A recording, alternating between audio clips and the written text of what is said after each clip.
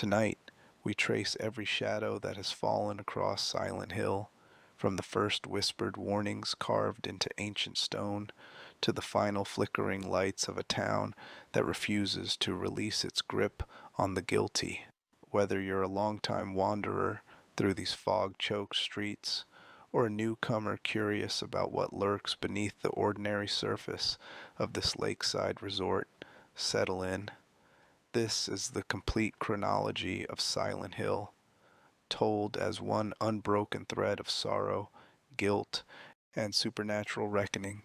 Make sure to leave a like, subscribe to the channel, and tell me in the comments where you're watching from and what time it is for you. Let's begin. The land before the town, long before the first European boot pressed into the soil that would become Silent Hill, the region belonged to indigenous peoples who understood something fundamental about this place. It listened. The tribes who called this territory home, particularly those dwelling near the shores of what would later be named Toluca Lake, recognized the land as sacred ground where the membrane between the living world and the spirit realm grew dangerously thin. They performed careful rituals to maintain balance, offering prayers at specific sites marked by standing stones and carved warnings. These weren't superstitious gestures, but practical maintenance, acknowledging that certain places accumulated psychic energy the way valleys collect morning fog. The lake itself held particular significance. Its still waters mirrored not just the sky, but something deeper, a reflective quality that went beyond the physical. Stories passed down through generations spoke of how the lake could show you truths you weren't ready to face, how it preserved memories in its depths, like insects trapped in amber. The tribes maintained shrines along its shores, places where offerings could be made to appease whatever dwelled in those cold, dark waters. They understood that ignoring these sites invited catastrophe, that the land demanded acknowledgement of its power. When European settlers arrived in the mid-1800s, they brought with them not just wagons and weapons, but a fundamental dismissal of indigenous spiritual practices. To them, the warnings carved into trees and stones were primitive nonsense, obstacles to be cleared along with the forests themselves. Land deeds were signed, or more often simply claimed, with no regard for the sacred geography that had been carefully mapped over centuries. The result was predictable. Violence erupted as tribes fought to protect sites they knew should never fall into careless hands. One particular conflict left a mark that would never fully heal. A raiding party of settlers, driven by promises of mineral rights and fertile soil, attacked a village during a ceremonial period when the barriers between worlds were already weakened. The massacre was thorough and brutal. Bodies fell on holy ground, blood soaked into earth meant only for ritual offerings, and dying voices spoke curses with their final breaths. Those curses weren't mere words spoken in anger. They were deliberate invocations, calls to the spirits that had always watched this place, requests for the land itself to remember and respond. The settlers who survived that conflict reported strange phenomena almost immediately. Tools would go missing and reappear in impossible locations. Animals refused to graze in certain areas. Children spoke of seeing figures in the mist that vanished when adults approached, and the fog, the endless, smothering fog that rolled in from the lake with unnatural persistence, began its perpetual residence over the region. The settlers, uncomfortable but determined, pressed forward with their plans. They would build their town, stake their claims, and prove that progress could triumph over primitive superstition. They were wrong. The land had already begun its work, absorbing their guilt and violence, preparing to reflect it back at them in forms they would never expect. Silent Hill wasn't built on cursed ground so much as cursed ground shaped itself around what was built. waiting patiently for the right moments to remind the living that some debts cannot be outrun, some warnings should not be ignored, and some places remember everything. Jebidiah Foster and the Hell Riders' Reckoning, 1867. In the autumn of 1867, a man named Jebidiah Foster rode into what would soon be called Silent Hill, hoping to outrun a past soaked in blood and whiskey. Jeb had earned the name Hell Rider through years of violent work, contract killings, land grab murders, and the kind of casual brutality that frontier justice couldn't always reach. Now, with his pregnant wife Esther beside him, he sought the illusion of a fresh start in this isolated community where perhaps his reputation hadn't yet arrived. The welcome was cautious. Howard Blackwood, the town's postmaster, greeted them with frontier courtesy before riding off toward Shepherd's Glen on postal business, leaving the couple to settle into Esther's family home, a weathered structure at the forest's edge where the fog seemed to gather thicker than elsewhere. Jeb immediately set about making the place habitable, clearing debris and broken furniture, trying to build something clean from the ruins of his former life. But the land was already watching, already calculating the debts he'd brought with him. While clearing the porch, Jeb discovered an old jar of whiskey hidden in the wreckage. The temptation was immediate and overwhelming. He'd promised Esther he was done with drink, done with violence, done with the man he'd been. But promises are easier to make than keep, and the whiskey represented a familiar comfort in an unfamiliar place. As he held that bottle, something moved at the edge of the tree line. A skeletal figure, impossibly tall and gaunt, stood watching him with hollow eyes. When Jeb blinked, it was gone. He told himself it was exhaustion, nerves, the weight of change. He was wrong. That night brought the first nightmare. In his sleep, Jeb walked again through moments he'd spent years trying to forget, using a lover named Helen as a human shield when a job went wrong, leaving her dying in the street, gunning down Jonas, the bartender who'd made the mistake of knowing too much, scarring Sheriff Seth Crevston during a drunken argument over stolen livestock, and worst of all, the raid on a native village where he'd personally killed a young woman named Awanita who'd been heavy with child, cutting down 2 lives for the price of 1 bullet.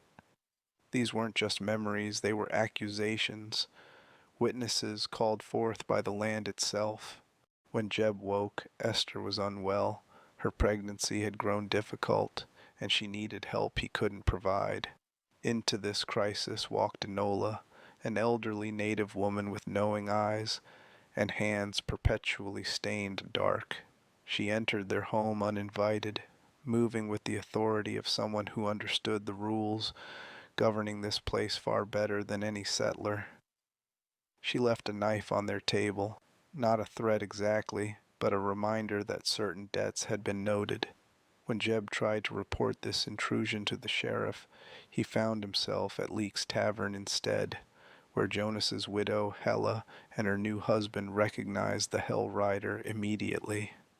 The past wasn't just catching up, it was already waiting, having arrived ahead of him. Over the following weeks, the hauntings intensified. The skeletal figure appeared with increasing frequency, no longer content to lurk at the periphery. It began entering their barn, their home, materializing in rooms Jeb thought were secure. Each appearance was accompanied by the scent of rot and earth, a reminder that certain crimes poison the very ground they're committed upon. Sheriff Crevston, his face bearing the scar Jeb had given him years ago, made it clear through loaded conversations that Silent Hill kept accounts, that everything here counted in ways cities didn't bother with.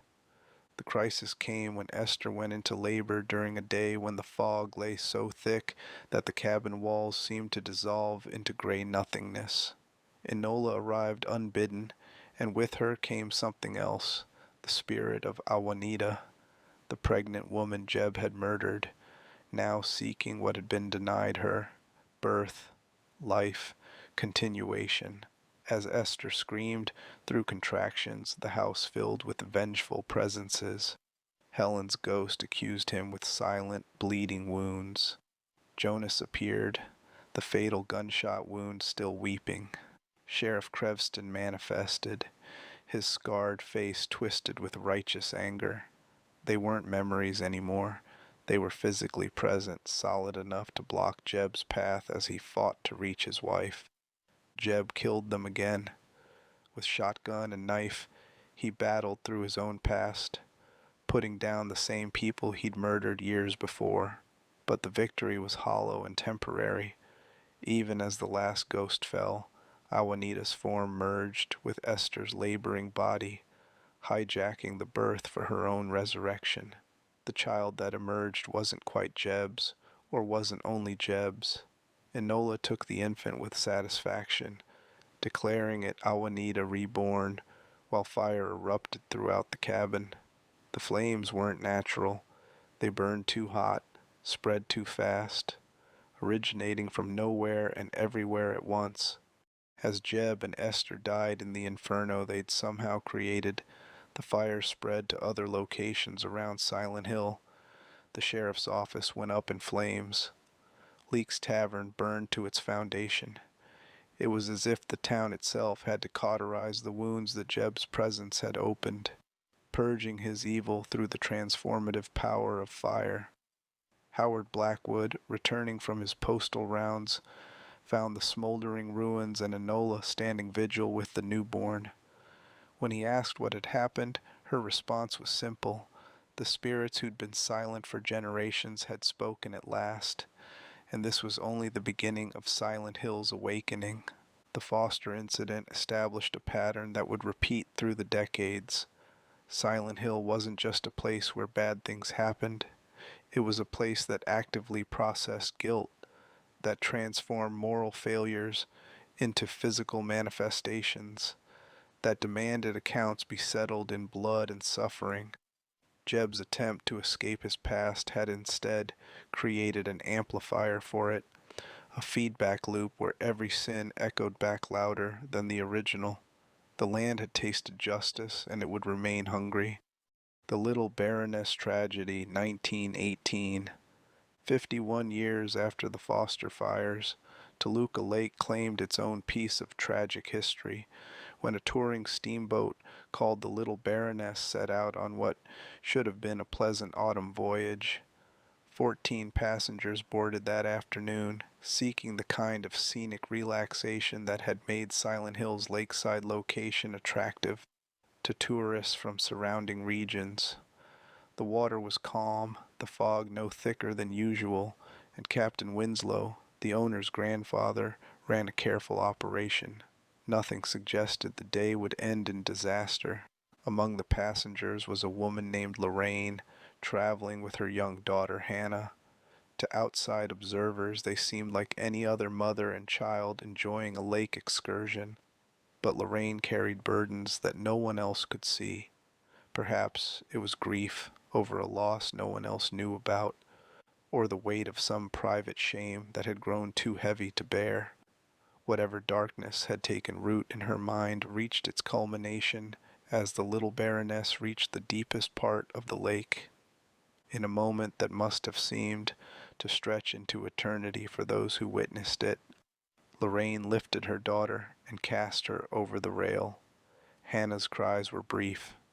The cold water of Toluca Lake is unforgiving, and the child's body vanished beneath the surface within seconds. The other passengers responded with horror and confusion, rushing to the rail, calling for rescue attempts that came too late. By the time someone thought to bring the boat around, Hannah was gone, pulled down into the lightless depths where the lake kept all its secrets. What happened next depends on which survivor's account you trust. Some said the boat simply began taking on water, that a structural failure had nothing to do with the drowning. Others claimed the water itself seemed to rise up, as if the lake were reaching for the remaining passengers with cold, liquid hands. All agreed that the Little Baroness went down fast, far faster than any mechanical explanation could account for. Of the 14 souls aboard, only a handful reached shore. Lorraine was not among them. Whether she drowned or deliberately followed her daughter into the depths, no one could say with certainty. The immediate aftermath brought official inquiries that went nowhere. The boat's sinking was ruled an accident, the drowning a tragedy that had perhaps triggered a mother's fatal breakdown. Silent Hill's authorities filed their reports and closed the case, uncomfortable with alternatives that couldn't be reduced to paperwork. But the lake itself wasn't finished with the story. Fishermen began reporting strange phenomena in the area where the Little Baroness had gone down, voices calling from beneath the water, the sound of a child crying when no child could be near, shadows moving beneath the surface in patterns that looked almost deliberate. The locals developed new superstitions about that particular stretch of water. They stopped fishing there, stopped rowing across it, stopped even looking at it too directly when they passed. Parents warned children away with stories about the drowned girl who still waited below, lonely and confused, looking for someone to join her. Over the years, the tale took on the polish of urban legend, the specific details worn smooth by repetition until only the emotional core remained. A mother's unforgivable act, a child's interrupted life, and water that remembered. The Little Baroness incident mattered not because it was uniquely terrible. History is full of family tragedies, but because it demonstrated how Silent Hill's particular curse operated. The town didn't just witness suffering, it preserved it. The lake became a repository for Hannah's death, storing it the way ice preserves ancient organisms, keeping it fresh and accessible. Anyone diving into those waters or probing too deeply into the past would find themselves touching something that hadn't faded with time, something that remained immediate and raw despite the passing decades. This preservation would prove significant 75 years later when college students, drawn by the romance of exploring a historic wreck site, would descend into the lake and find that Hannah's presence hadn't diminished at all. But that chapter belongs later in our chronicle. For now, the significance lies in understanding that Silent Hill's power wasn't limited to the land. It extended beneath the water, into the depths where light never reached, and where the drowned didn't always stay quietly dead. The 1960s, Hinako's village. While Silent Hill developed its reputation in America, similar forces stirred in a small Japanese village during the 1960s. A connection that suggests the phenomenon transcends geography, that certain spiritual mechanics operate universally, wherever the conditions align. In a mountain community where traditional ways still dominated daily life, a high school girl named Hinako Shimizu lived under the shadow of an abusive father, supported only by her quiet mother and memories of an older sister who had escaped through marriage. The village existed in the kind of isolation that breeds intensity. Everyone knew everyone, secrets festered in silence, and the old shrines scattered through the surrounding hills received offerings more from habit than genuine belief. Hinako's life revolved around school, her small circle of friends, and the crushing weight of her home situation. Her father's temper could ignite over nothing. A meal prepared improperly, a perceived slight, the simple fact of Hinako existing in his presence.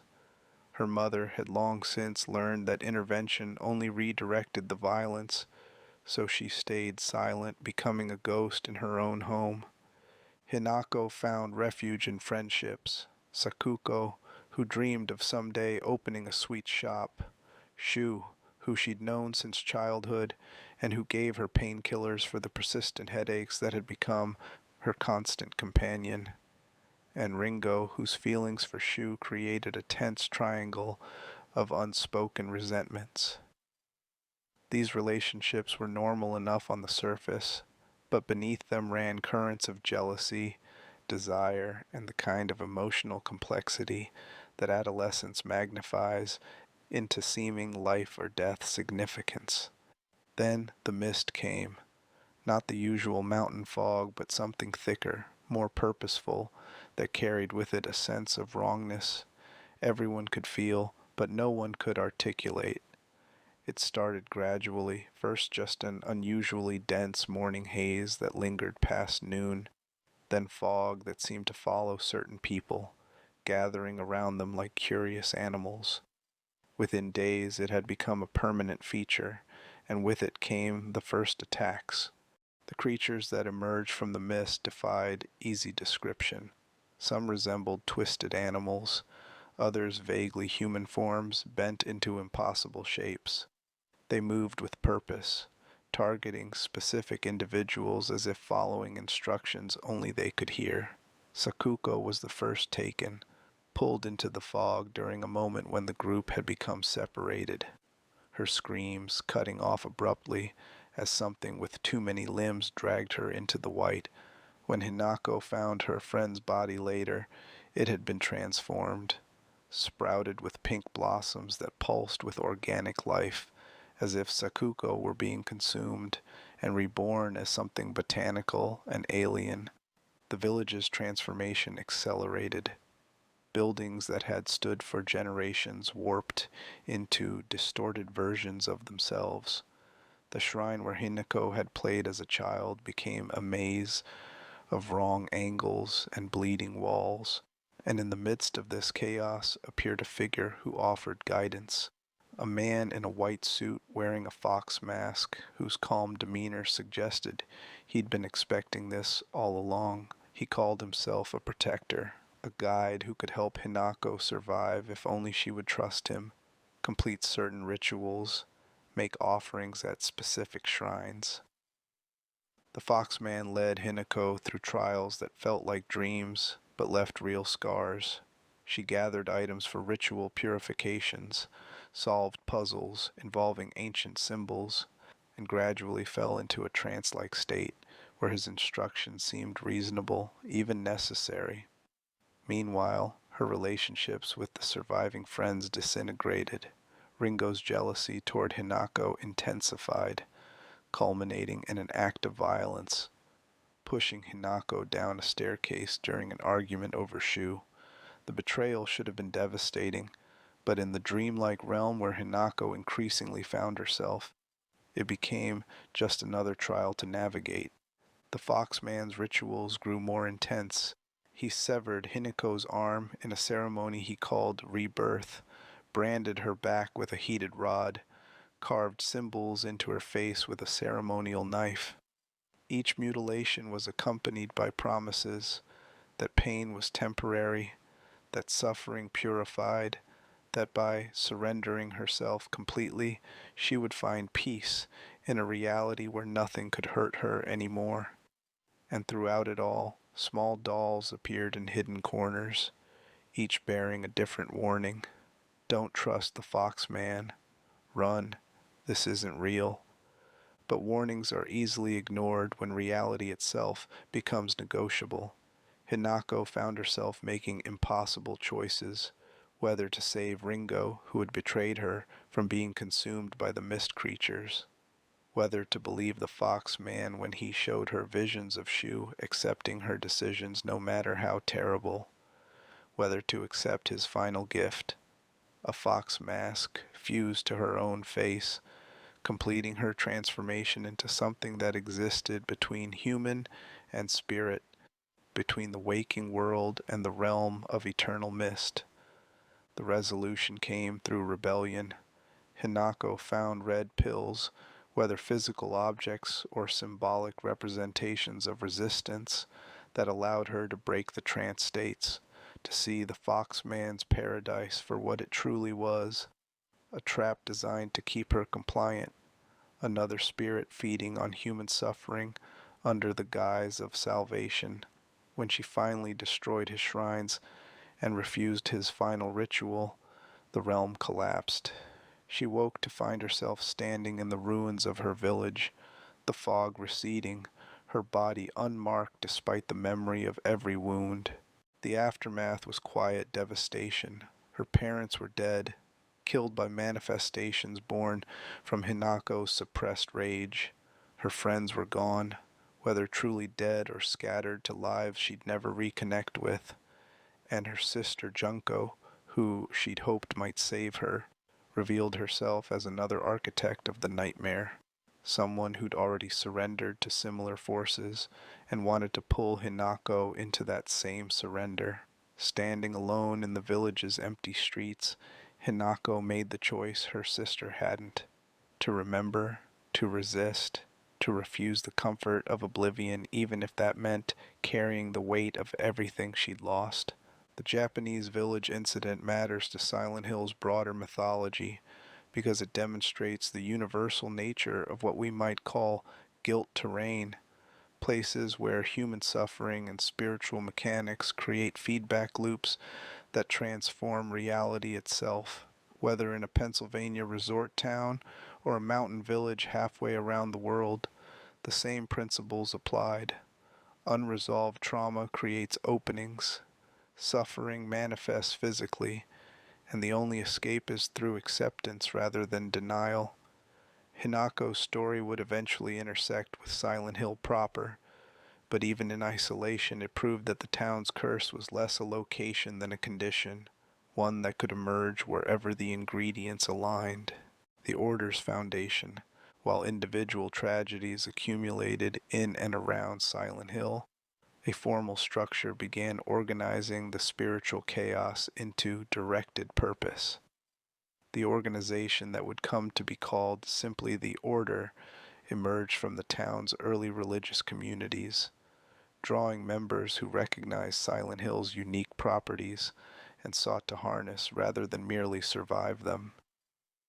Their theology was a disturbing fusion: Native American spiritual concepts filtered through Christian apocalypticism, seasoned with elements of European occultism and a generous helping of self-serving prophecy. At the Order's core lay a single obsessive goal: the birth of God, not the worship of existing divinity, but the literal creation of a new God through human vessels and ritual sacrifice. Their doctrine held that paradise could be achieved through suffering, that a select few enlightened souls would transcend flesh through the proper application of pain and faith. To facilitate this, they established seemingly benign institutions, orphanages, sanitariums, schools, where vulnerable individuals could be groomed, their traumas amplified and directed toward the Order's purposes. Wish House Orphanage became the most infamous of these recruitment facilities. Children with nowhere else to go found themselves in an environment that systematically broke down their sense of self.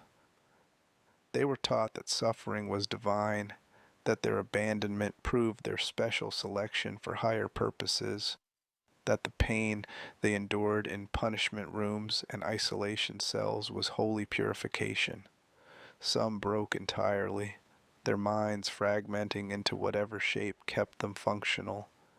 Others internalized the doctrine so completely that they became true believers, eager to perpetuate the same abuse on the next generation. The Order's leadership understood Silent Hill's reflective properties better than anyone. They recognized that the town manifested internal states externally, that guilt and suffering could literally reshape reality if properly channeled. Rather than fear this phenomenon, they worshipped it, built rituals around it, and actively sought to increase the psychic pressure that made manifestations possible. Every ceremony, every sacrifice, every act of carefully calibrated cruelty served dual purposes: advancing their theology and feeding the mechanism that made Silent Hill respond to human consciousness. One figure who rose to prominence within the Order's ranks was Dahlia Gillespie. a woman whose zealotry made her useful to the leadership despite personal eccentricities that might otherwise have marginalized her. Dahlia possessed genuine psychic sensitivity, the ability to perceive the fluctuations in Silent Hill's spiritual atmosphere, to sense when the barriers between worlds grew thin. She interpreted these perceptions through the Order's theological framework, seeing herself as a prophet preparing the way for divine birth. Her fanaticism would eventually center on her own daughter, whom she would sacrifice for the cause with a devotion that looked like madness from outside but made perfect sense within the Order's logic. Supporting the Order's public face were seemingly legitimate institutions. Alchemilla Hospital, under the direction of Dr. Michael Kaufman, provided medical services while quietly conducting experiments on the susceptible, using drugs like PTV, a hallucinogenic compound the Order manufactured and distributed, to break down mental resistance and create states of consciousness where the spiritual and physical worlds bled together.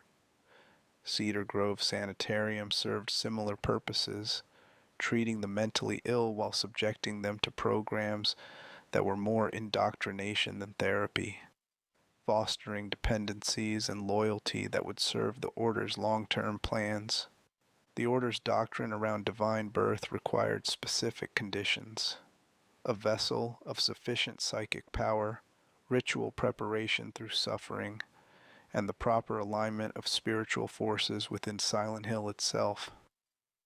These conditions proved difficult to manufacture artificially, leading to decades of failed attempts, disappointed prophets, and increasingly desperate measures.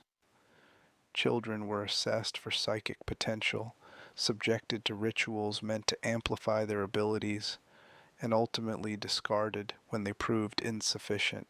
The Order's hidden chambers filled with the evidence of these failures: ritual implements, documentation of unsuccessful ceremonies, and the occasional remains of those who didn't survive the process.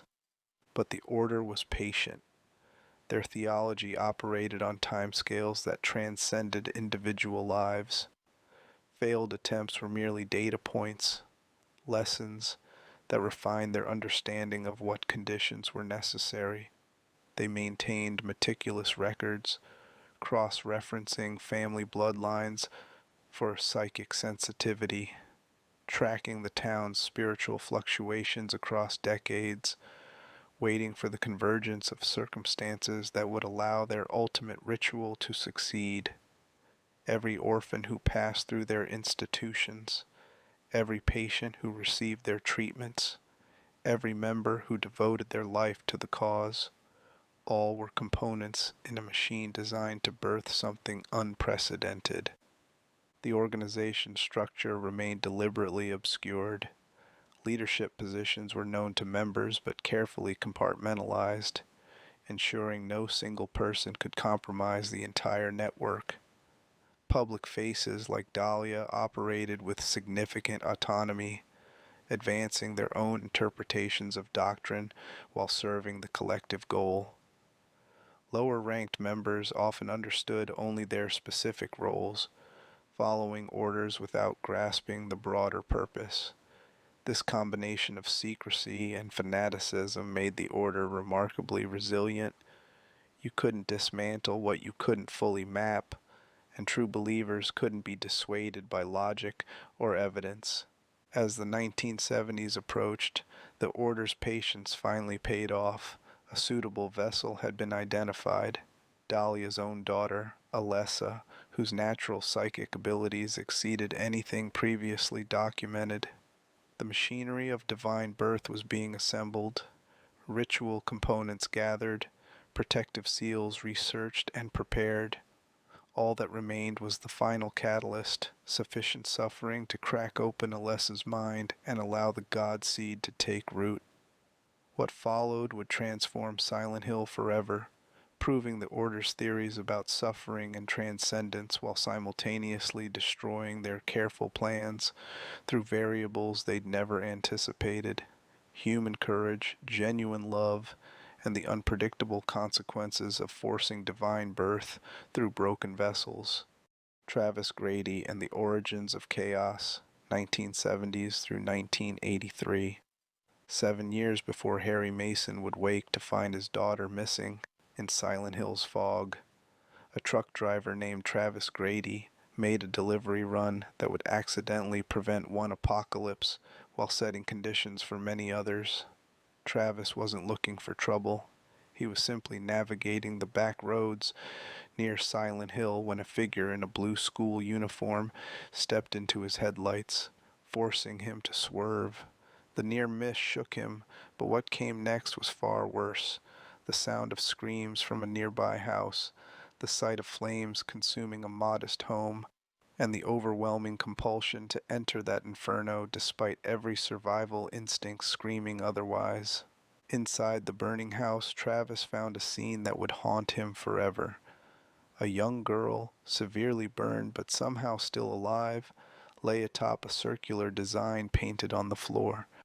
Her mother stood nearby in a state that might have been shock or satisfaction, not attempting to rescue her daughter, simply watching as the Order's most important ritual reached its climax. Travis didn't understand any of this context. He only knew that a child was dying, and he had the power to prevent it. He grabbed the girl and ran, bursting back into the night air as the house collapsed behind them, the flames hungry but ultimately denied their sacrifice. The rescue should have been the end of Travis's involvement. He delivered the burned child to Alchemilla Hospital, gave a statement to skeptical staff about finding her in a fire, and prepared to continue his route. But Silent Hill had other plans. When he woke the next day on a bench near the hospital, the world had changed in ways both subtle and profound. The fog was thicker, the streets emptier, and something in the air tasted wrong. More significantly, a nurse in the hospital corridors looked at him with wrong eyes before her face split open to reveal something that had never been human. Travis's journey became a surreal navigation through Silent Hill's shifting realities. Mirrors became portals between the normal world and the other world, a rust and blood version of reality where the town's true nature was visible. Through these mirrors, Travis learned he possessed an unusual ability. He could transition between worlds at will, using the reflective surfaces scattered throughout the town. This gift made him valuable, dangerous, and a target. The Order wanted the girl back, wanted their ritual completed, wanted this interfering truck driver dealt with. But Silent Hill itself seemed to have different priorities. As Travis moved through locations that would become landmarks in future stories, Alchemilla Hospital, Cedar Grove Sanitarium, Artaud Theater, Riverside Motel, he encountered others caught in the town's web. Dr. Kaufman appeared, suspicious and defensive. Lisa Garland, a nurse struggling with addiction to the Order's PTV, offered help while clearly hiding her own involvement in their schemes.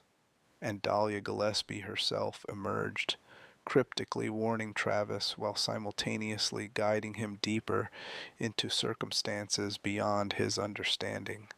Everyone had agendas. No one was telling the complete truth. The other world revealed more than distorted architecture.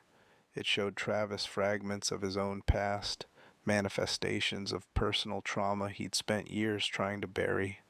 His mother, Helen, institutionalized after trying to kill him as a child. His father, who'd taken his own life when the shame of his family situation became unbearable. These weren't random hauntings. Silent Hill was reading Travis, pulling out his deepest wounds and making them physical. He fought monstrous versions of his parents, defeated manifestations of his own guilt, and gradually assembled an artifact called the Floros, a mystical device designed to trap divine entities. The trail led Travis to the Green Lion Antique Shop, where Dahlia and Kaufman had established their ritual space. In a hidden room beneath the store, he found Alessa, the girl he'd rescued. now revealed as the intended vessel for the Order's god. She was still burned, still suffering, kept alive through means both medical and mystical. The Floros Travis had assembled wasn't meant to trap any abstract deity.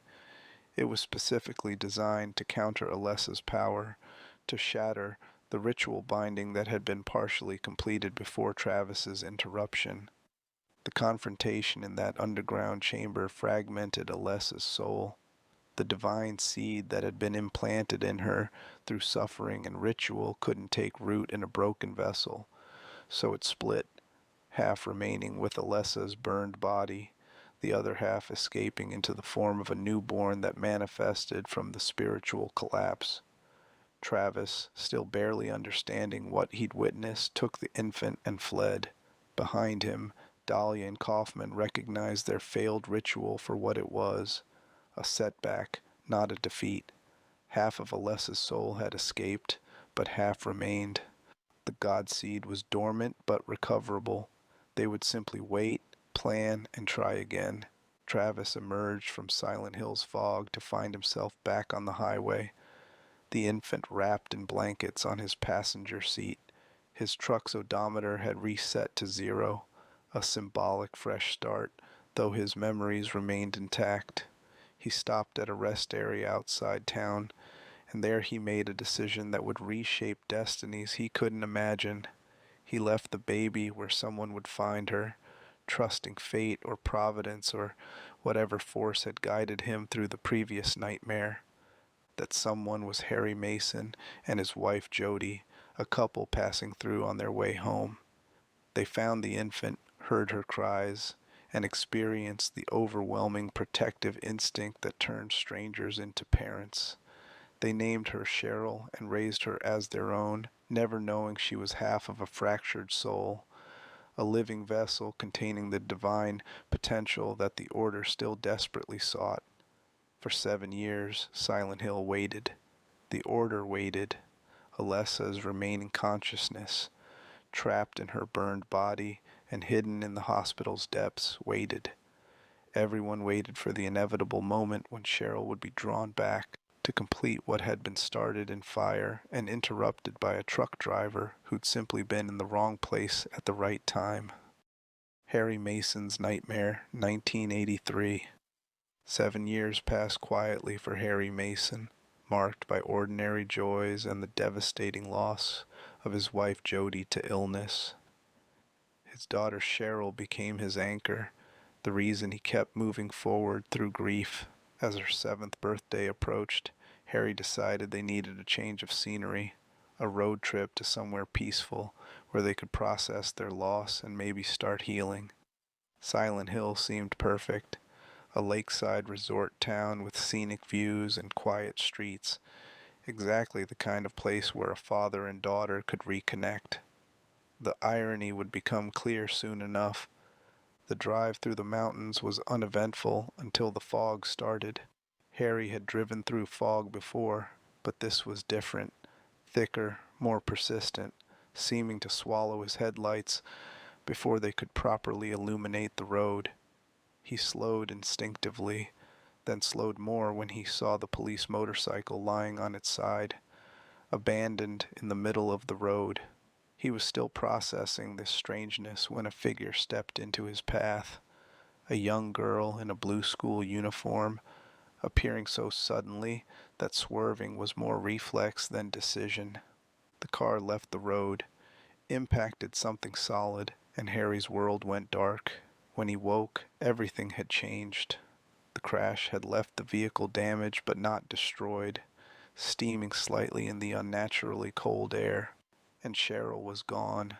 The passenger door hung open, snow beginning to accumulate on the empty seat where his daughter had been moments before. Harry called her name into the fog and received only echoes. The panic was immediate and overwhelming, the kind of fear that bypasses rational thought and goes straight to primal desperation. Following what he thought might be footprints in the snow, Harry moved deeper into Silent Hill proper. The streets were wrong in ways he couldn't immediately articulate. Too empty, too quiet. the fog pressing in like a physical thing. And then the air raid siren started, a sound that belonged to wartime, not a modern resort town. And with it came the shift. The world peeled away to reveal another underneath, rusted metal and chain link instead of normal buildings, grated floors that showed darkness below, walls that wept blood and rust. And in this other world, things moved in the fog. The creatures that attacked Harry weren't animals or people, but something in between. Small, childlike figures with grasping hands and knives, dog-like beasts that moved too fast, and larger things that shambled with purpose. They were drawn to him with single-minded hunger, and Harry had nothing to fight them with but his bare hands. The assault would have been fatal if not for Sybil Bennet, the police officer whose abandoned motorcycle Harry had seen. She found him surrounded, incapacitated him with a shot, mistaking him for a threat in the chaos, then brought him back to consciousness in a nearby diner. Sybil's pragmatic help, a handgun, a warning about the radio static that preceded monster appearances, and a promise to seek backup, gave Harry the tools to continue searching. She couldn't explain what was happening any better than he could, but she recognized that normal police procedures weren't going to suffice. As she left to find help that would never come, Harry pressed deeper into the fog, guided by a note he'd found, Cheryl telling him to meet her at the elementary school. The message's authenticity was questionable, but it was the only lead he had. Midwich Elementary School became Harry's introduction to Silent Hill's puzzle logic. Doors locked and unlocked according to rules he couldn't decipher. Classrooms held disturbing evidence of events that couldn't have actually occurred, or shouldn't have. And the building itself shifted, flipping between its normal state and the otherworld version without warning. The transformation announced by that same air raid siren. In the school's depths, Harry found ritual circles and fought a creature called Splithead, a massive thing whose body opened like a blooming flower of meat and teeth. Its defeat returned the school to normal, but answers remained elusive. Outside the school, Harry met Dahlia Gillespie for the first time. She was cryptic to the point of uselessness, speaking about divine plans and borrowed time, about marks that needed to be completed, and daughters who served higher purposes. She gave Harry an artifact called the Floros, claiming it would help him, and directed him toward Alchemilla Hospital. Nothing she said made immediate sense, but her knowledge of his situation was undeniable. She knew about Cheryl. She knew why Harry was here, and she was clearly involved in whatever mechanism had brought him to this nightmare. At the hospital, Harry's fragmented understanding began to coalesce. He met Lisa Garland, a nurse who seemed trapped in a loop of awareness, knowing something was wrong but unable to leave, conscious that she herself might not be entirely real. She helped him when she could, providing keys and information, but her growing realization of her own unreality became a horror unto itself. Harry saw Lisa's breakdown, the moment she understood she was part of Silent Hill's mechanism, no different from the monsters except in form. Her transformation and flight left Harry with more questions than answers, but also with crucial context. Nothing in Silent Hill could be taken at face value, not even apparent allies. The journey through Silent Hill's locations, Central Silent Hill's Otherworld, Lakeside Amusement Park, and finally the industrial nightmare of Nowhere, introduced Harry to the full scope of what had been done to his daughter. Cheryl wasn't simply lost. She'd never been entirely his to begin with. She was half of Alessa Gillespie's soul, and the Order needed that half reunited with the other to complete their divine birth. The fog, the monsters, the shifting realities, all of it served the purpose of drawing Cheryl back so that Alessa could become whole and birth the god the Order had spent decades trying to manifest. At the amusement park's carousel, Harry faced a possessed Sybil, A parasite had taken control of the officer, turning her into a weapon aimed at preventing Harry's interference. Here, the game presented him with a choice that determined outcomes: kill Sybil to survive, or use the Aglaophotis, a red liquid Kaufman had been secretly manufacturing, to expel the parasite and save her. The decision reflected the kind of moral calculus Silent Hill specialized in. What price was Harry willing to pay for his own survival? In Nowhere, the final confrontation, Dahlia revealed her full hand. She'd orchestrated everything, manipulating Harry to complete the ritual marks that would bind Alessa's divided soul. Kaufman appeared with his own agenda, revealing his betrayal of the Order and throwing Aglaophotis at Alessa's reformed body. The divine seed rejected the assault, manifesting as a monstrous entity, the incubus, that killed Dahlia and forced Harry into a desperate battle against a newly born god. Harry's victory over the incubus prevented the god's full manifestation, but it couldn't undo what had been started. Alessa's consciousness, freed from the ritual binding that had kept her suffering for 7 years, had one final gift. She manifested a new infant containing her purified essence, free of both the divine seed and the trauma that had defined her existence. She handed this child to Harry as the other world collapsed around them, her sacrifice complete. Harry emerged from Silent Hill's fog carrying a baby, essentially Cheryl reborn, though now completely separated from the god seed and Alessa's tormented memories. The town had given him back his daughter in a form that was both the same and entirely different, pure in a way Cheryl never could have been while she remained part of a fragmented soul.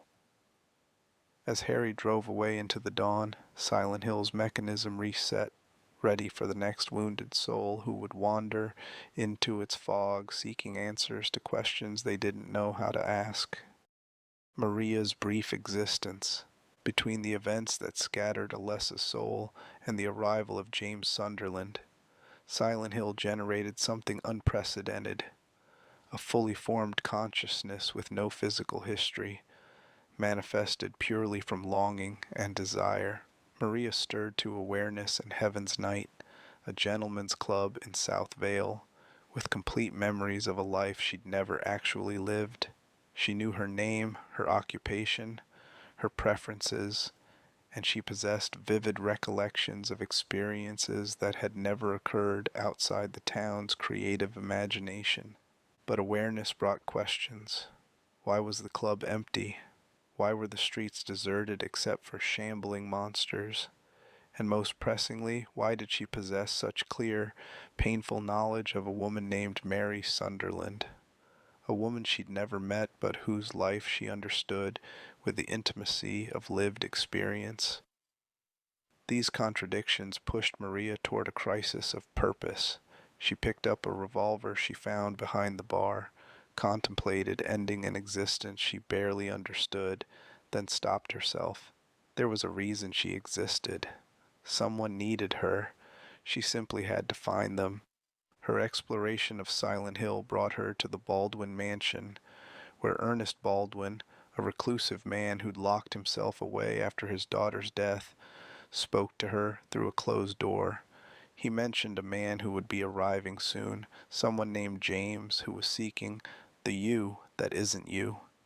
The phrase resonated in ways Maria couldn't articulate, creating a pull toward purpose even if that purpose remained undefined. Ernest needed a white liquid with supposedly restorative properties from the nearby apartments. Maria, seeking any kind of meaningful action, agreed to help. The Blue Creek apartments were infested with the same monsters that populated Silent Hill's streets, but Maria discovered she could defend herself more effectively than any normal person should. Her gun felt natural in her hands. Combat movements came instinctively. She retrieved the white liquid and returned it to Ernest, whose gratitude was genuine but brief. When she asked to see him face to face, the door opened to reveal an empty room. Ernest had never been there physically, only as another of Silent Hill's manifestations, a ghost seeking closure through impossible means. Standing on a wall overlooking the fog-shrouded streets, Maria again raised the revolver to her temple, but Ernest's words about James lingered, providing just enough curiosity to overcome despair. She threw the gun away and descended into the fog, moving with purpose toward an encounter she knew was coming but couldn't fully explain. Somewhere in this abandoned town, a man grieved for a woman who looked like Maria but wasn't. And Maria, despite knowing she was somehow manufactured rather than born, couldn't resist the pull toward someone who might give her temporary existence meaning. Her meeting with James would come at Rosewater Park, beside Toluca Lake, where he searched for his dead wife. The recognition between them would be immediate and devastating. He seeing Mary in Maria's face, she understanding her existence as Silent Hill's cruel gift to a guilty man. Maria knew she was a copy, a replacement, a manifestation of desire rather than a genuine person. But knowing your nature doesn't make you less real in the moment of experiencing it. She would die repeatedly for James, each death a reminder of his guilt, each resurrection proof that Silent Hill's mechanisms could create and destroy consciousness as easily as they generated fog. James Sunderland's descent, year unknown, post 1993. James Sunderland received a letter from his dead wife, and it destroyed any possibility of peace. Mary had died 3 years ago, or so he'd told everyone, so he'd told himself, so he tried desperately to believe despite the nagging certainty that something wasn't right about that timeline. The letter, written in Mary's handwriting, claimed she was waiting for him in Silent Hill, at their special place, where they'd vacation together in happier times. The rational response would have been to dismiss it as a cruel prank, but James wasn't capable of rationality anymore. He drove to Silent Hill because he had no choice, because the guilt that had been eating him alive for months demanded that he face whatever waited in that fog. His journey began at an observation deck overlooking Toluca Lake, the same peaceful waters where tourists had once boated and where tragedies had been buried beneath calm surfaces. In the public restroom, James delivered a monologue to his mirror reflection, a man trying to convince himself he was making sense, that looking for a dead woman in a forgotten town was somehow reasonable. The mirror didn't judge, but it reflected back someone who'd already lost himself to whatever had happened with Mary during her final days. The streets of South Vale were as empty as they'd been for Harry years before, but the manifestations were different. Instead of the Order's symbolic monsters, James encountered entities that spoke specifically to his guilt and repressed desires. The lying figures, creatures wrapped in their own flesh like straitjackets, shambling and vomiting acid, reflected his inability to face Mary's illness directly, how he'd kept his true feelings wrapped up and hidden. The mannequins with their doubled legs and contorted bodies manifested his confusion of sexual desire and death, the shameful attraction he'd felt toward women who weren't his dying wife. At Rosewater Park, James met Maria. The resemblance to Mary was impossible, exact down to vocal patterns and mannerisms, but Maria dressed provocatively and moved with a sensuality Mary had never possessed. She attached herself to James immediately, offering companionship and something else, the possibility of having Mary back without the guilt, of starting fresh with someone who looked right but didn't carry the weight of terminal illness and suffering. James knew intellectually that Maria couldn't actually be Mary, but emotionally, the distinction became harder to maintain with every passing hour. Their journey through Silent Hill took them through locations soaked in James's personal symbolism. Brookhaven Hospital, where Mary had received treatment, where James had visited and slowly transformed from loving husband to resentful prisoner. The Historical Society, where paintings depicted executioners in distinctive pyramid-shaped helms, an image that would soon pursue James in three-dimensional form. And eventually Lakeview Hotel, where James and Mary had stayed during their last happy vacation, before the symptoms started, before everything went wrong. But the most persistent manifestation was Pyramid Head. The figure first appeared in the Woodside Apartments, its massive blade scraping across floors as it moved with deliberate slowness. James fired shots that seemed to do nothing, then hid in a closet and watched through the slats as the creature methodically violated and destroyed mannequins, a display of violence that was simultaneously incomprehensible and deeply familiar. Later encounters made Pyramid Head's purpose clearer. It was James's executioner, his punishment made manifest, pursuing him with the inevitability of guilt that cannot be escaped. Maria died repeatedly, each death occurring where James could witness it but not prevent it. Pyramid Head impaled her in the hospital basement. A pair of Pyramid Heads executed her in the hotel. Every resurrection created new doubt. Was this Maria someone new, or the same Maria remembering her deaths? Was James being punished for failing to save her, or for continuing to desire someone who wasn't his actual wife? The cycle of death and revival revealed Silent Hill's cruelest mechanism.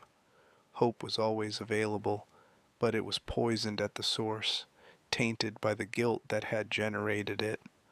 Other lost souls crossed James's path, each trapped in their own hellish iteration of Silent Hill.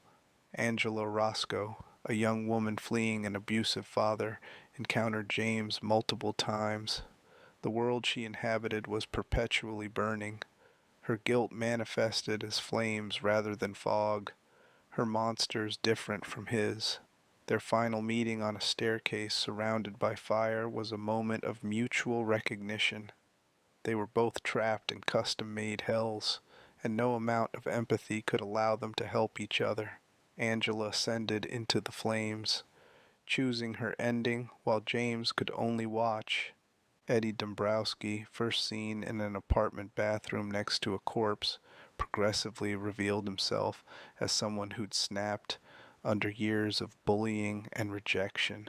Silent Hill gave him targets, manifestations that looked like the people who'd tormented him, and Eddie embraced the violence enthusiastically. His confrontation with James in a meat locker forced both men to acknowledge what they'd become. James killed Eddie in self-defense, but the victory felt hollow. They weren't that different, really. Both men who'd crossed lines they couldn't uncross, both trying to justify actions that couldn't be justified. Laura, a young girl who'd known Mary during her final hospitalization, wandered through Silent Hill, immune to its horrors. The monsters didn't see her because she carried no guilt, no trauma for the town to reflect back. Her presence was a reminder that Silent Hill was selective, that its mechanisms only engaged with those who'd earned its attention through wrongdoing. Laura's innocent insistence that Mary had died just last year, not 3 years ago, chipped away at James's carefully constructed timeline, exposing the lies he'd been telling himself and everyone else. The truth emerged in room 312 of the Lakeview Hotel, where James found a videotape of their vacation. He played it with growing dread, watching happy footage of himself and Mary exploring the town, enjoying each other's company. Then the tape continued past where memory claimed it should end, showing a hospital room, showing Mary in bed, weak and suffering, showing James's hands holding a pillow, showing Mary's struggles gradually stopping. James had killed his wife, not 3 years ago in some distant, peaceful passing, but recently, perhaps only months ago, perhaps less. He'd smothered her with a pillow because he couldn't stand her suffering anymore, because he couldn't stand his own suffering. because he wanted his life back, and Mary's illness had become an intolerable burden. The letter that had brought him to Silent Hill hadn't been Mary's cry for reunion. It was his own guilt generating exactly the punishment he deserved, calling him to a town that specialized in making internal torment external and inescapable. The final confrontation occurred after James climbed a long staircase whose specific location depended on choices he'd made throughout his journey. Choices about whether to listen to Mary's recordings, whether to examine certain objects, whether to show care toward Maria or dismiss her. At the top, he found Mary, or something wearing Mary's form, transformed into a monster trapped in a bed frame, a literalization of how James had come to see her during her final months. The battle was nightmarish, fighting against someone he'd loved and hated in equal measure, someone whose suffering he'd ended with the worst possible mercy.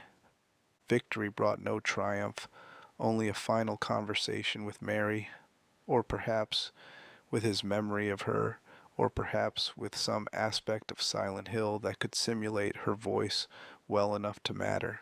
She forgave him, acknowledged his suffering alongside hers, and released him from the prison of their mutual pain. What happened next varied based on James's psychological state, as determined by his actions throughout Silent Hill, suicide, leaving with Laura, or potentially other endings depending on how thoroughly he'd embraced or rejected his guilt. The most fitting conclusion, for many, was the in-water ending, James driving his car into Toluca Lake with Mary's body in the passenger seat, finally joining her in death as perhaps he'd always intended. The letter's final lines, "In my restless dreams, I see that town," became his epitaph, a recognition that Silent Hill had been his destination all along, that from the moment he'd committed his mercy killing, he'd been traveling inexorably toward the fog and the still waters and the quiet end that guilt demanded. The Drowning Girl and Her Rescue, 1993. During the academic year when James wandered through his guilt and Harry had long since escaped with his reborn daughter, a group of college students decided that Silent Hill's legendary lake tragedy would make an excellent historical research project. The Little Baroness incident, now 75 years past, had faded into the kind of local legend that's perfect for undergraduate investigation. Documentation existed in archives. The wreck site was theoretically accessible with proper diving equipment, and the story had enough human drama to make compelling material for a presentation or paper. Eric, Tina, and their companions approached the project with the casual confidence of people who'd grown up with academic deconstruction of myths. They knew about Hannah's drowning, about Lorraine's breakdown, about the sinking of the boat.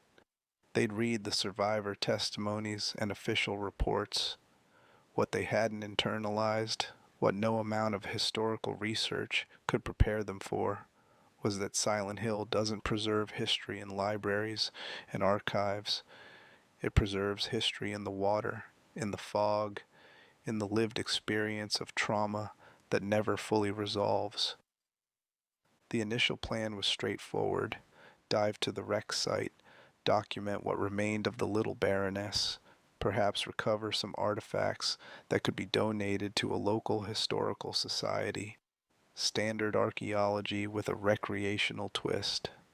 But from the moment they entered Silent Hill's fog-shrouded perimeter, the familiar academic framework began breaking down. The town was nearly deserted. The few locals they encountered were evasive about the lake, changing subjects when pressed about the wreck, and the fog, always the fog, lay thicker here than meteorology could explain, as if the lake itself were exhaling a perpetual warning. When members of their group started disappearing without explanation, Eric and Tina had to confront that this wasn't a normal research expedition. The fog didn't just obscure vision, it seemed to move with purpose. separating people who'd been standing together moments before. The manifestation started soon after. Creatures that shouldn't exist, attacks from things that looked almost human but moved with wrong articulation, as if bodies were being puppeted by forces that didn't quite understand how limbs were supposed to work. The connection to Hannah became clear when they found Emily, Tina's younger friend, standing at the water's edge speaking to something in the lake that no one else could see. The drowning girl, Hannah, hadn't faded with time. She'd been waiting, preserved in the lake's cold depths, her child's confusion about death never resolving because there was no one to explain, no one to comfort, no resolution to the violence of her mother's actions. She was lonely, abandoned, and possessing the kind of simple, terrible need that makes children dangerous. She wanted company. The manifestation that attacked when Emily tried to approach was Hannah transformed by decades of underwater solitude and spiritual corruption. No longer a simple ghost, she'd become something larger, angrier, with tendrils that could drag victims into the depths, and a voice that echoed with both pleading and accusation. The form she'd taken reflected not just her own confusion, but the lake's broader history of holding tragedy, of absorbing every drowning and disappearance into its black water memory. Eric's decision to dive after Emily when Hannah pulled her under was either bravery or madness, probably both. Underwater, the lake revealed its true nature. The Little Baroness wreck wasn't just a sunken boat, but a nexus of preserved death, a place where all the lake's victims accumulated. Hannah herself resided there, caught between human child and manifestation, unable to move forward because nothing in her death had granted her the closure death typically provides. The battle underwater was less physical combat than emotional negotiation. Eric had to reach the part of Hannah that was still a child, still confused and frightened, still needing someone to acknowledge her death wasn't her fault. When he succeeded, when he pulled Emily away and Hannah's monstrous form dissolved back into the small girl she'd been, the lake itself seemed to exhale. The water calmed, the fog lifted slightly, and in that moment of peace, Eric witnessed something impossible. Lorraine's ghost reuniting with her daughter, embracing her beneath the water, both of them finally able to move beyond the violence that had defined their last moments together. Surfacing with Emily alive felt like victory, but Eric understood the truth as he looked across the lake. The water would remember. Hannah might be at peace, but the mechanism that had preserved her remained active. Every tragedy Toluca Lake had witnessed, every body it had claimed, every moment of violence or despair enacted on its shores, all of it lived on in the depths waiting for someone curious or guilt-ridden enough to wake it. The Little Baroness was just one story among many, and the college students' investigation had proved what the locals already knew. Some research is best left unfinished, some questions better left unasked. Heather's Return, 2000. 17 years after Alessa's soul split, and 7 years after Harry Mason emerged from Silent Hill with a reborn infant. That child, now named Heather Mason, found herself in a shopping mall food court, irritated by delayed friends, and completely unaware that the peaceful life her father had built for her was about to end permanently.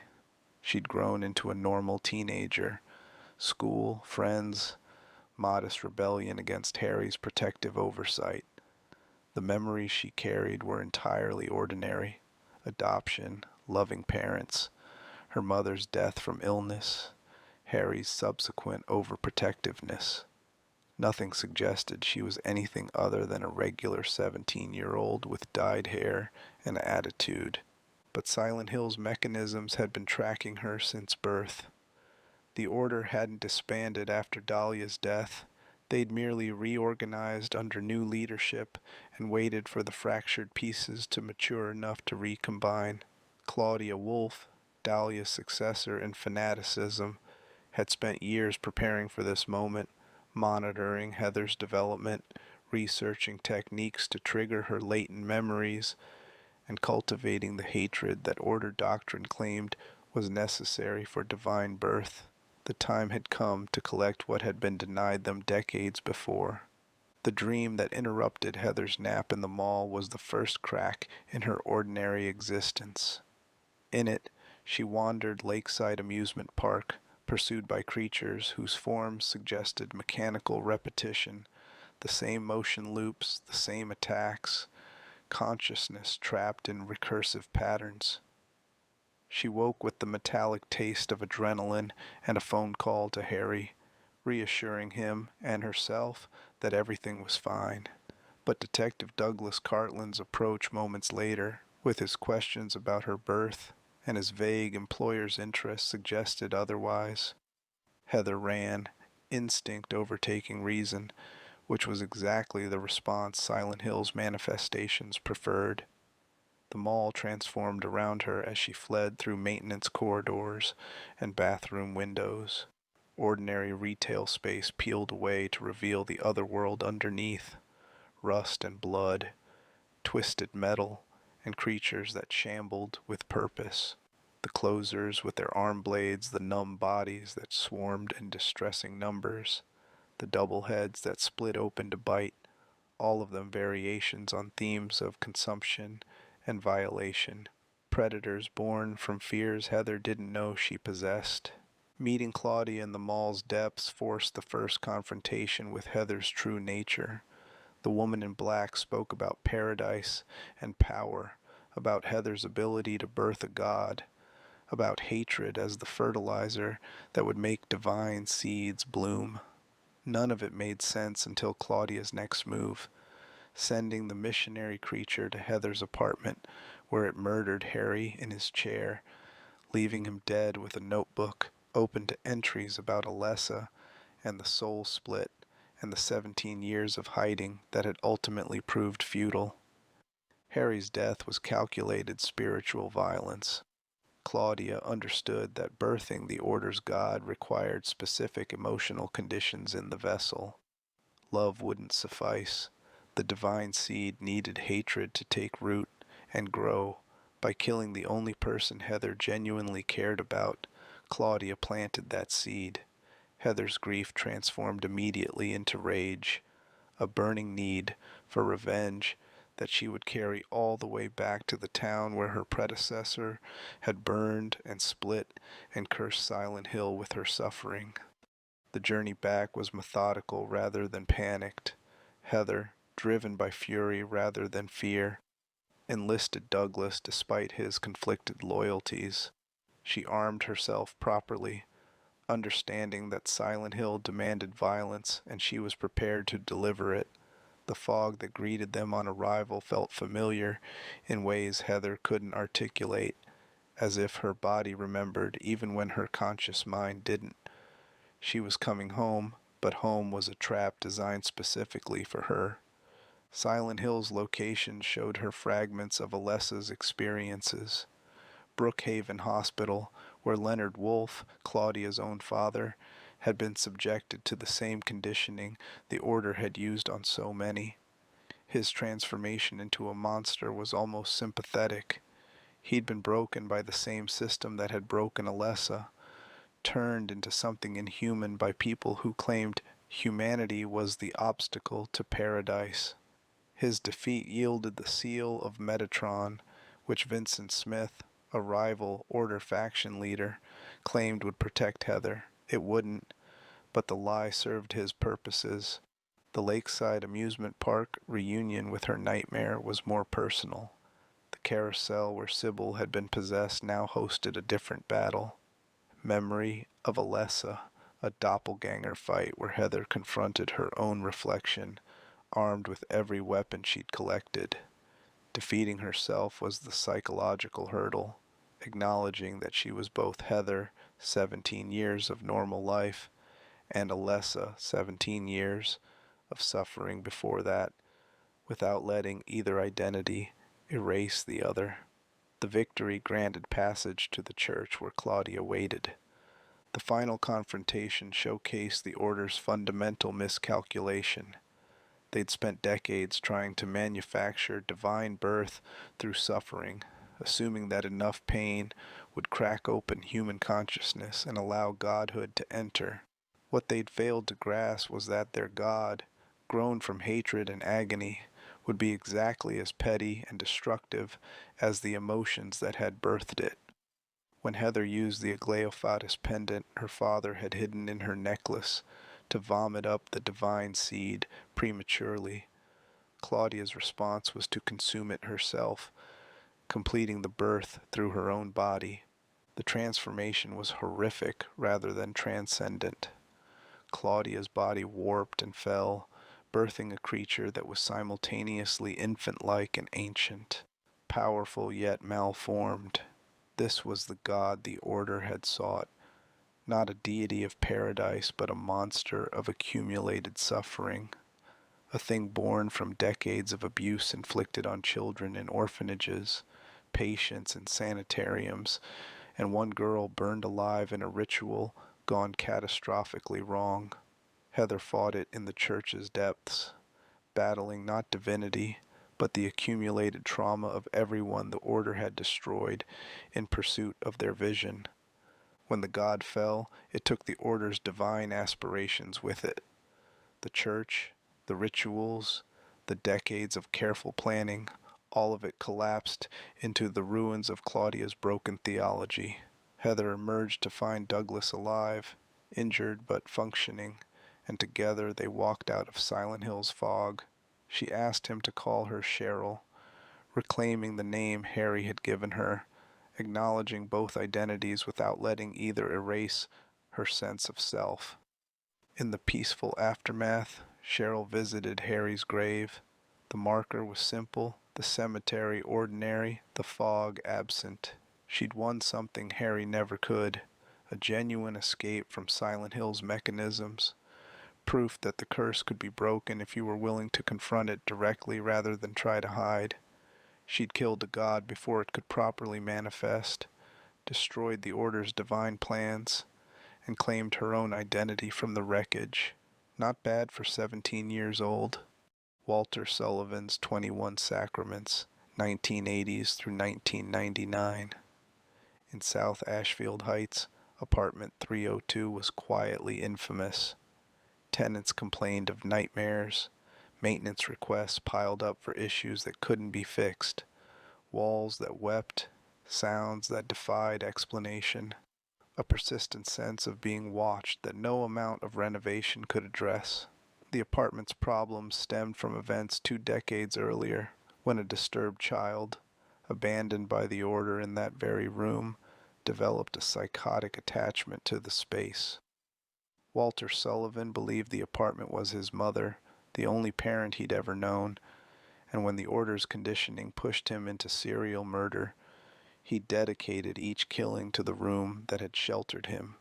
Henry Townshend, the latest tenant of room 302, discovered the apartment's curse when he woke to find himself inexplicably trapped inside. The door was chained, but from the inside with no way for him to have secured it himself. Windows wouldn't break, phone calls went nowhere. 5 days passed as Henry watched through his spy hole while the outside world continued, paramedics collecting bodies from neighboring apartments while he remained imprisoned by mechanisms beyond understanding. The isolation should have been the worst part, but it was only the prelude. A hole opened in Henry's bathroom wall, bleeding at the edges, pulsing like an organic wound rather than structural damage. Through it, he could see another place. Not another apartment, but another reality entirely. Desperate for escape, Henry crawled through into otherworld corridors that defied spatial logic. The subway station he emerged into was abandoned, filled with rusted trains and the sounds of something moving in the darkness between cars.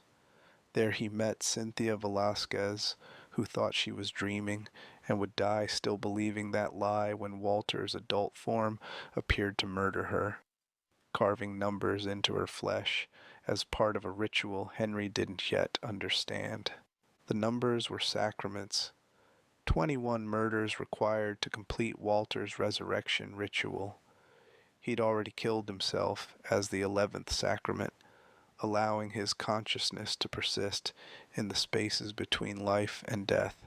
Now his ghost could manifest anywhere his ritual spaces connected, murdering the remaining victims while Henry tried desperately to intervene. Each death had symbolic significance. Cynthia represented temptation, Bobby represented sportsmanship, the twins represented love. Walter was conducting a ceremony that transformed Silent Hill's curse into a repeatable technology, a formula for creating artificial afterlives through sufficient suffering. The holes in Henry's apartment led to places significant to Walter's history: the forest where Wish House Orphanage had stood, its grounds soaked in the abuse that had shaped Walter's fractured psyche; the water prison where the order had disciplined unruly children through isolation and beatings; the hospital where records of Walter's institutionalization still existed. Each location revealed fragments of how a disturbed child had been weaponized by the order's theology, turned into a serial killer who believed murder was worship. Eileen Galvin, Henry's neighbor, became the 20th victim, wounded but not killed, marked by Walter's attack but surviving the initial assault. She joined Henry in his navigation of Walter's spaces, bringing companionship but also vulnerability. Her injury made her susceptible to the ghosts of Walter's previous victims, who now stalked Henry with invincible malevolence. These spirits couldn't be killed permanently. They could only be temporarily immobilized with holy items or pinned in place with sacred swords, relics that Henry collected as he learned the rules of Walter's constructed reality. The final sacrament required Eileen's death and Henry's demise in room 302, completing the 21 and allowing Walter to be fully reborn. But Henry's resistance, fortified by protective rituals and supported by the one person who'd shown Walter childhood kindness, disrupted the ceremony. In the deepest chamber of Walter's constructed world, Henry confronted the massive fetal form that represented Walter's attempted rebirth, severing its connection to the ritual with spears and willpower while protecting Eileen from the machine designed to claim her. Walter's defeat wasn't a victory so much as a prevention. The ritual remained incomplete, the 21 sacraments unfulfilled. Room 302 returned to its normal, haunted state, merely oppressive rather than actively lethal. Eileen survived to recover in the hospital, her scars permanent but her life continuing. And Henry, having seen too much to ever feel completely safe again, remained in the apartment that had tried to devour him, uncertain whether he'd actually escaped or simply postponed the next time Walter's ghost would remember unfinished business. The significance of Walter's ritual extended beyond his specific crimes. He'd proven that Silent Hill's mechanisms could be codified, turned into reproducible formulas. If 21 deaths in the right configuration could create a stable afterlife, what other rituals might work? What other gods or demons or pocket realities might be birthed through sufficient suffering organized with proper precision? Walter Sullivan had failed, but he'd left a blueprint that future madmen might follow, evidence that Silent Hill's curse was a technology as much as a spiritual phenomenon. The scattered fragments. Beyond the major tragedies that defined Silent Hill's chronology, numerous smaller stories intersected with the town's fog. Individuals whose encounters were documented in comics, side games, and peripheral media that expanded the mythology without always connecting to the primary narrative. These fragments matter because they demonstrate Silent Hill's reach beyond the immediate vicinity, showing how the town's curse could extend fingers into lives lived elsewhere, drawing people into its orbit through connections they never suspected existed. Jason's story illustrated this principle cleanly.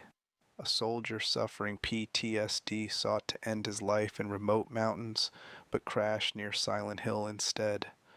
The fog took his trauma and manifested his dead unit members as accusing corpses, forcing him to fight comrades turned monsters, while Dahlia, a singer whose own connection to the town's curse ran deep, transformed before his eyes. The encounter ended with mutual salvation, Jason choosing life while Dahlia's sacrifice pushed back the manifestations long enough for escape. But the mechanism was clear. Silent Hill's influence radiated outward, catching anyone whose guilt or trauma achieved sufficient intensity. Similarly, Robert Tower's final day as a state trooper became anything but routine when investigating a series of murders led him directly into Silent Hill's distorted reality. The grinning maniac he pursued turned out to possess supernatural abilities tied to the town's power, capable of marking victims and orchestrating massacres that bent the boundary between human violence and otherworldly intervention. Tower's acceptance of the impossible, his transition from skepticism to horrified belief, mirrored what every Silent Hill visitor eventually experienced. The understanding that consensus reality was negotiable, that sufficient suffering could rewrite the rules.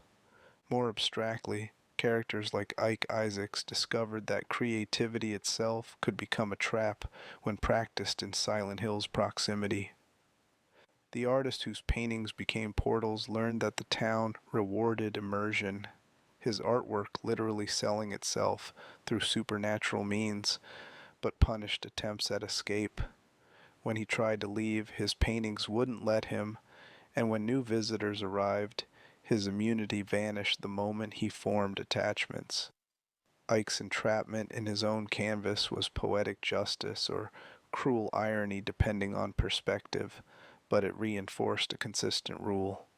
Silent Hill claimed those who engaged too deeply with its mysteries, transforming them into permanent residents regardless of their original intentions.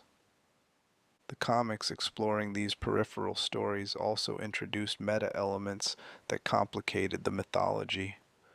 Books of memories that could rewrite personal histories. Puzzle realms where completing dungeons changed past events. Film footage that acted as infection vectors, drawing viewers into the fog through the simple act of watching. These additions suggested Silent Hill wasn't bounded by spatial geography or temporal consistency. It existed as a concept that could propagate through media, memory, and shared narrative, a curse that spread like the opening of the town's power, the forbidden and the fragmented. Some iterations of Silent Hill existed in quantum uncertainty, projects announced but never completed, storylines hinted at but never resolved, concepts that demonstrated the franchise's reach while remaining forever incomplete. PT, which placed players in a looping hallway with a demon fetus and the ghost of a murdered wife, suggested a future Silent Hill that would lean into domestic horror and first-person perspective. Its cancellation left it stranded in a probabilistic state, simultaneously part of canon.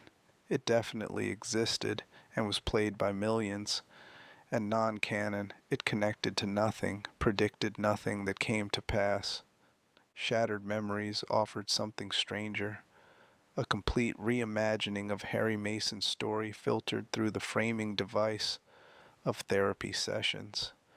In this version, Cheryl had lost Harry to a car accident years before and constructed elaborate fantasy scenarios where her father was alive, searching for her, confronting supernatural threats. Every moment of gameplay was revealed as Cheryl's coping mechanism, her way of processing grief by reimagining her father as heroic rather than simply dead. The therapy ending, where Cheryl finally accepted Harry's death and began grieving properly, was simultaneously touching and devastating, suggesting that Silent Hill might exist as much in trauma survivors' minds as in any physical location. These alternate versions didn't invalidate the primary timeline so much as exist alongside it in parallel interpretations. They suggested that Silent Hill's curse wasn't singular, but fractal, manifesting differently depending on observer perspective, psychological state, and the specific nature of guilt or trauma being processed.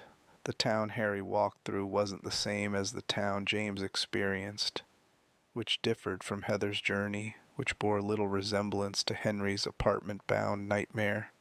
Each was authentic to its experiencer while remaining incompatible with others' experiences, a phenomenon that made Silent Hill's mythology either beautifully complex or frustratingly inconsistent depending on how you approached it. Book of Lost Memories, the official supplemental lore guide, attempted to codify this multiplicity through metaphysical explanations. Silent Hill existed as a resort of the mind, a place where psychological and spiritual states manifested physically. The other world wasn't a location you traveled to, but a state of consciousness you entered, triggered by sufficient guilt, trauma, or psychic sensitivity. Normal people could visit Silent Hill and see only fog and empty streets, like Laura in James's journey, because they lacked the spiritual corruption that made the horror visible. This framework suggested that every visitor experienced a custom hell, that no two trips through the fog could be exactly alike. Shepherd's Glen's Forgotten Pact, 2000s. While Silent Hill proper continued attracting the guilty and traumatized, a neighboring community called Shepherd's Glen maintained its own relationship with the curse through a secret pact older than anyone living could remember. The town's founding families, Shepherd, Bartlett, Fitch, and Holloway, had established a covenant generations earlier. Every 50 years, each family would sacrifice one child to prevent Silent Hill's influence from consuming their community entirely. The arrangement had held for more than a century, an ugly bargain that purchased peace through ritualized child murder. Alex Shepard returned to his hometown after what he believed was a military deployment, expecting to find normal, small-town life.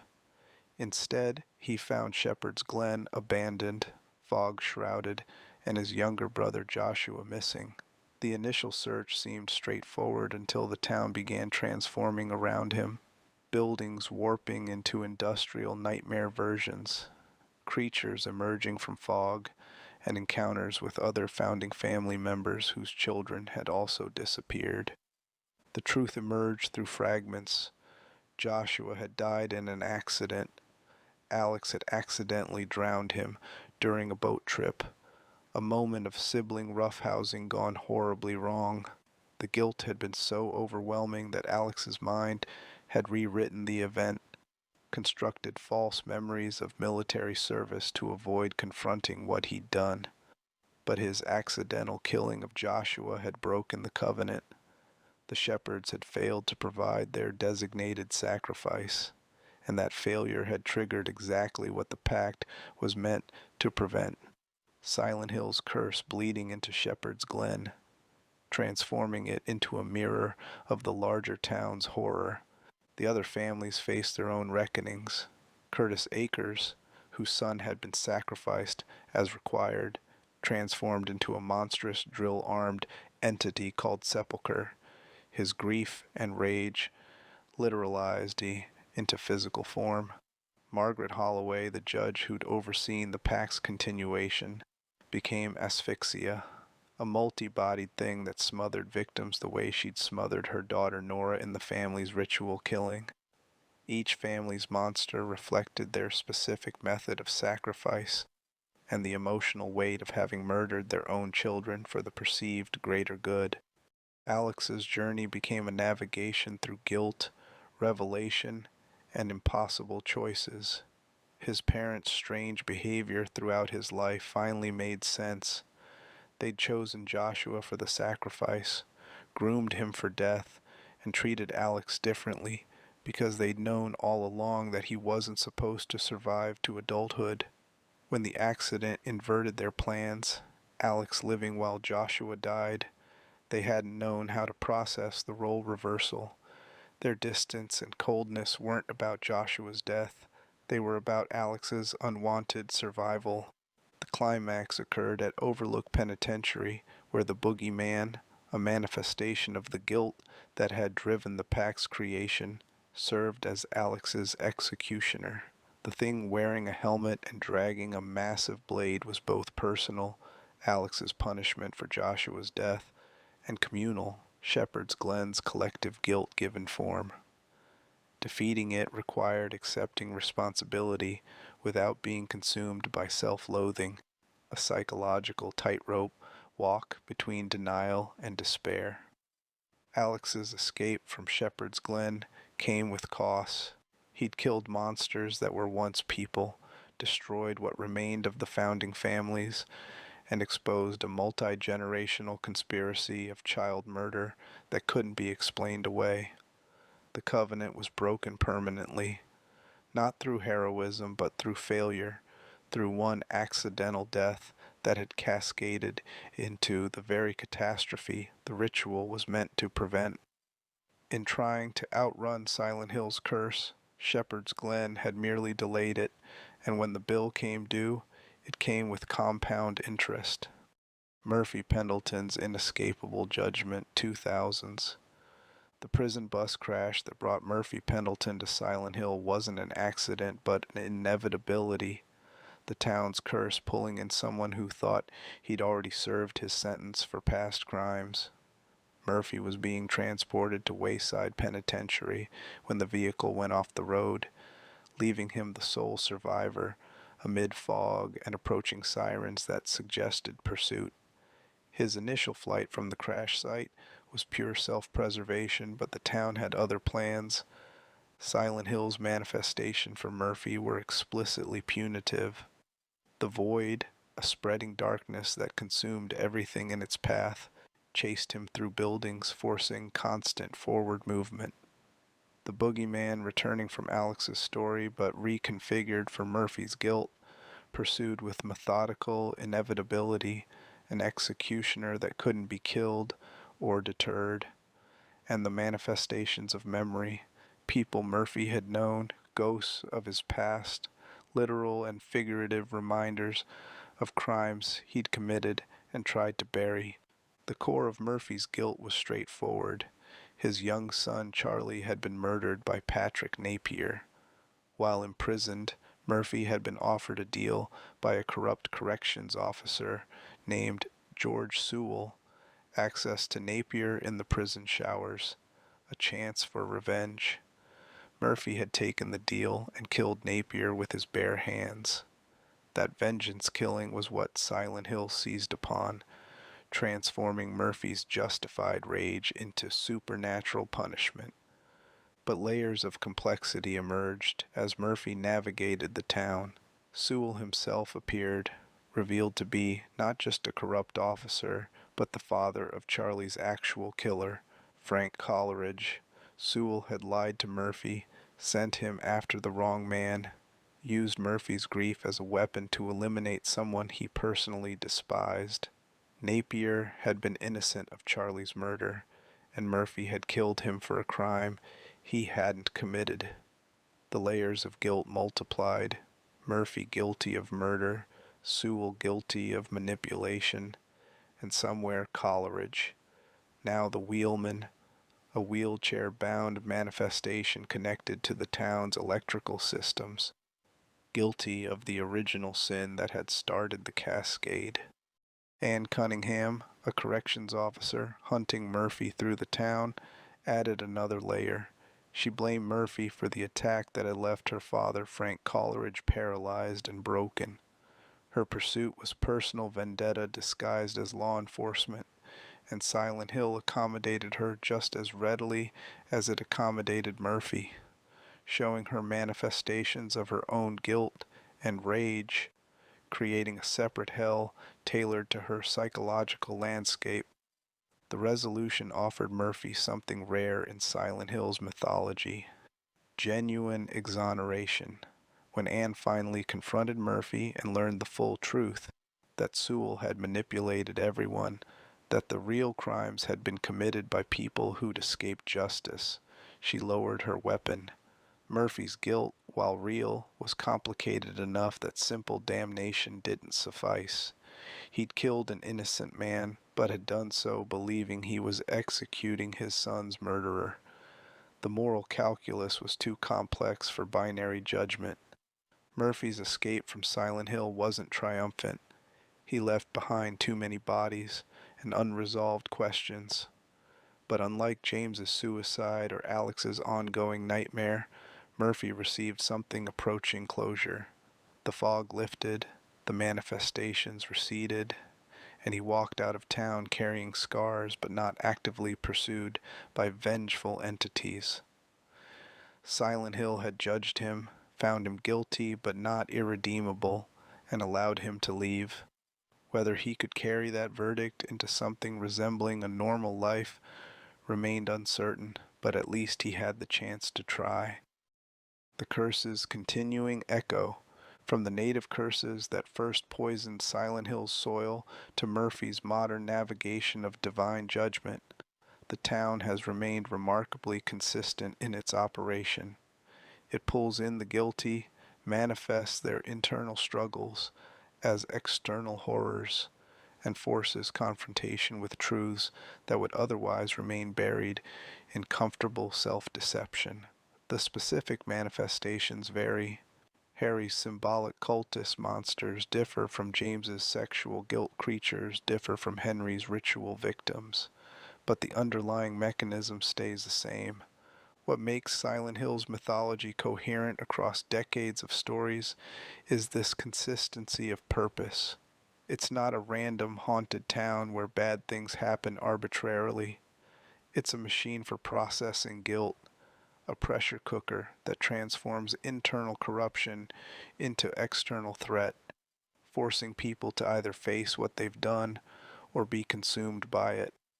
Some visitors, Harry, Heather, Murphy, manage to navigate the gauntlet and emerge scarred but functional. Others, James in his water ending, Angela in her flames, Eddie in his meat locker, are destroyed by confrontations they aren't prepared to survive. The Order's repeated failures underscore this consistency. Despite decades of ritual preparation, despite sacrificing children and perfecting ceremonies, despite creating perfect conditions for divine birth, the Order never quite succeeds. Alessa's god splits and escapes. Claudia's god is aborted mid-ritual. Walter's resurrection remains incomplete. This pattern isn't random failure. It's Silent Hill itself rejecting forced manipulation, refusing to be controlled even by those who claim to understand its deepest mysteries. The town operates according to laws, but those laws serve personal reckoning rather than institutional ambition. The modern fragments, PT's looping hallway, shattered memories therapy sessions, the Book of Lost Memories metaphysical explanations, expand rather than contradict this core. They suggest Silent Hill exists as much in consciousness as geography, that the curse spreads through guilt and trauma rather than spatial proximity.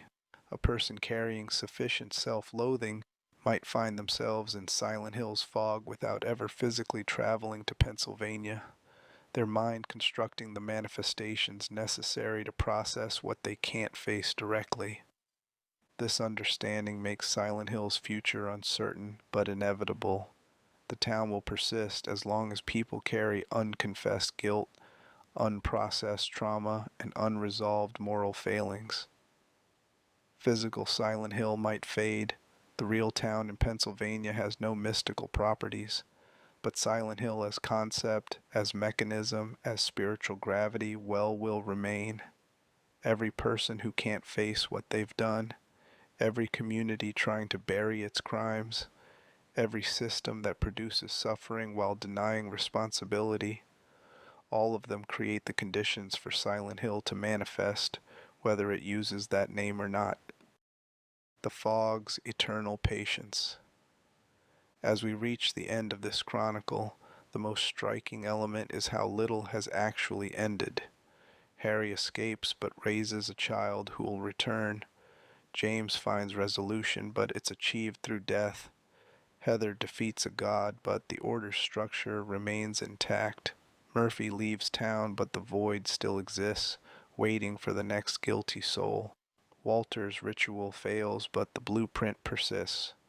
The curse that started with Jebidiah Foster continues unabated, perpetually renewing itself with each new visitor's guilt. Silent Hill doesn't need to chase people. It simply waits, patient as the lake that preserves Hannah's drowning, as enduring as the fog that rolls in each evening. People come to it, drawn by letters from dead wives, or searches for missing daughters, or prison bus accidents, or simple, terrible coincidence. And once they arrive, the town shows them what they've been running from, not as abstract concepts, but as physical threats that must be confronted, fought, and somehow survived. The peaceful moments in Silent Hill's history are as rare as they are brief. A father walking away with a reborn daughter, a teenager reclaiming her name at her father's grave, a prisoner allowed to leave despite his crimes. These aren't victories so much as temporary evacuations, moments where the town's mechanisms permit departure before the cycle begins again. Because there will always be another cycle, there will always be another guilty soul on the road, another fractured psyche seeking what it thinks is solace, another person who believes they can escape their past by driving into fog. The native tribes who first settled this land understood something fundamental. Some places remember. They carved their warnings, maintained their shrines, and tried to teach respect for boundaries that shouldn't be crossed. The settlers who ignored those warnings paid with their sanity and their lives, leaving structures that the order would eventually occupy and amplify. Generation after generation added their layer of suffering to the accumulated weight, until Silent Hill became less a town than a living archive of every crime committed within its boundaries. Now the fog rolls eternal. The lake holds its secrets in dark water. Abandoned buildings wait for the next visitor who will see them transform. The mechanisms that turned guilt into geometry, trauma into creatures, denial into literal fog, all of them idle but not dormant, ready to engage the moment someone arrives carrying the weight of unconfessed crimes. And people will arrive. They always do. Because Silent Hill promises something irresistible to the guilty, the possibility of absolution, even if that absolution comes at the cost of confronting every horror they've spent years trying to forget. So the story continues, as it has for over a century and will for centuries more. The details change. New games explore new characters. New media adds new wrinkles to the mythology, but the fundamentals remain. Silent Hill is waiting. The fog is patient. And somewhere, right now, someone is starting their car for a drive toward a resort town they've heard has lovely lakeside views, completely unaware that they're not going there by choice but by summons, called forth by the weight of their own deeds to face judgment in streets where the fog never quite lifts and the radio static never quite stops. Rest now with the knowledge that Silent Hill's stories are complete and ongoing, finished and perpetual, resolved and eternal. Let these chronicles carry you into sleep, secure in the understanding that while the fog waits for the guilty, it has no claim on those who simply listen to tales of others' reckonings. The town is patient, the water is still, and in the distance barely audible beneath the sound of your own breathing, an air raid siren begins its warning call for someone else's nightmare,